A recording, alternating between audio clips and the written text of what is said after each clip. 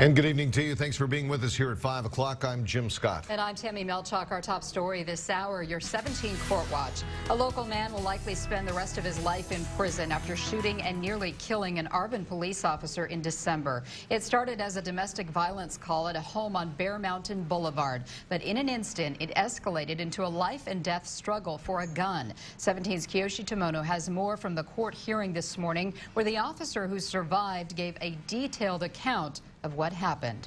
I went to grab his left hand with my right hand. Arvin police officer Jeffrey Packabush. That's when he produced the gun with his right hand. Stared down the barrel of a gun and lived to tell about it. It was pointed basically right at my face from as close as you are to me. It was a life and death struggle with this man, 24-year-old Orlando Acosta Valdovinos. I knocked the gun away with my left hand and moved my head to the right. When he fired the weapon, it hit me in the shoulder. This morning, Valdovinos listened with the help of a translator as Judge Gary Friedman sentenced him to 39 years to life in prison. I grabbed the hold of his wrist, and he fired several more times. Valdovinos' attorney, Kevin Moran, had a different take. Valdovinos had been drinking and using drugs. There was an argument that ensued. It was just a verbal argument. And then, unfortunately, when the police arrived, there was a struggle, and he accidentally discharged the firearm.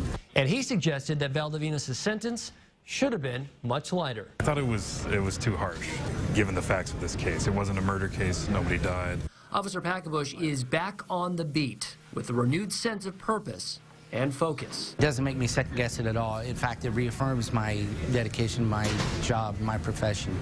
In downtown Bakersfield, Kiyoshi Tomono, 17 News. Officer Packabush has since returned to work, and last Friday night he won the Officer of the Year award from the Kern County Law Enforcement Foundation.